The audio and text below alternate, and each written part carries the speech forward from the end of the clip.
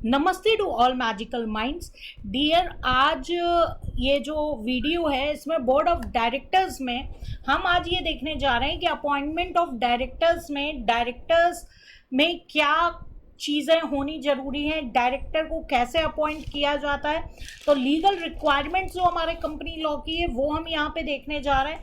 तो सबसे पहले हम ये देखेंगे कि जो डायरेक्टर का अपॉइंटमेंट होता है, कंपनी लॉ ये कहता है कि डायरेक्टर का अपॉइंटमेंट जनरल मीटिंग में होगा। जो शेयर होल्डर्स की मीटिंग होती है, शेयर होल्डर्स को राइट है कि वो वोट डालकर जो है डायरेक्टर कंपनी के सेलेक्ट कर सकते हैं। और लॉ इसके बारे में साइलेंट है कि यहाँ पे कौन सा रिजोल्यूशन पास किया जाएगा डायरेक्टर जो है चूज करने के लिए, डायरेक्टर अपॉइंट करने के लिए।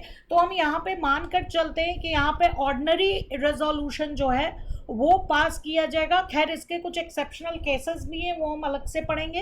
तो जनरली हम ये मान के चलेंगे कि किसी भी टाइप की कंपनी हो और उसमें जब डायरेक्टर को अपॉइंट करना है तो वहाँ पे ऑर्डिनरी रेजोल्यूशन पास किया जाएगा। जबकि इसके बारे में जो कंपनी लॉ है वो साइलेंट है कि कौन से टाइप का रेजोल्यूशन पास किया जाएगा।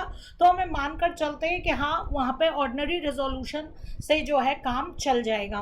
तो डायरेक्टर बनने के लिए सबसे पहले डिन नंबर होना जरूरी है। हर एक पर्सन जो कि डायरेक्टर बनने जा रहा है उसके पास डायरेक्टर आइडेंटिफिकेशन नंबर होना जरूरी है।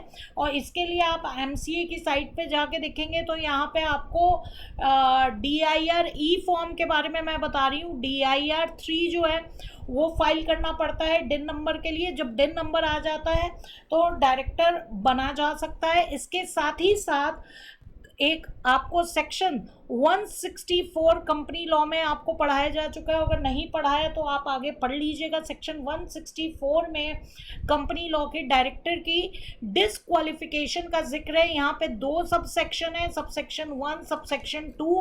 तो यहाँ पे डायरेक्टर को ये डिक्लेयर करना होता है कि वो सेक्शन 164 के तहत जो है डायरेक्टर बनने के लिए डिसक्वालीफाई नहीं है। तो यहाँ पे 2 टाइप के डिक्लेरेशन होता है। एक सब सेक्शन 1 के लिए प्लेन पेपर में दिया जाता है और एक सब सेक्शन 2 के लिए होता है जिसके लिए DIR 8 का जो है वो फॉर्म भरा जाता है।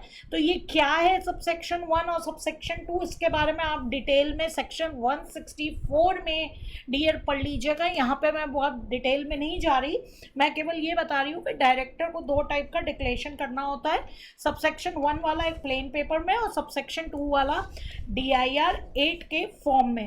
तो जब तक ये डिक्लेरेशन नहीं करेगा वो पर्टिकुलर पर्सन जो है डायरेक्टर नहीं बन सकता है। लीगल रिक्वायरमेंट है डायरेक्टर बनने के लिए।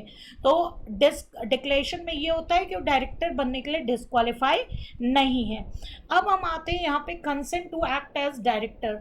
जो भी पर्सन डायरेक्टर बनने जा रहा है उसकी जो है कंसेंट ली जाती है कि हाँ वो डायरेक्टर के तरीके से काम करने के लिए रेडी है। ये जो कंसेंट है, जो भी पर्सन डायरेक्टर बनने जा रहा है, डायरेक्टर बनने के पहले या डायरेक्टर बनने पर एक DIR 2 का फॉर्म होगा। वो फॉर्म में कंपनी को जो है इन्फॉर्म करेगा कि हाँ जी वो डायरेक्टर बनने के लिए अपनी कंसेंट देता है।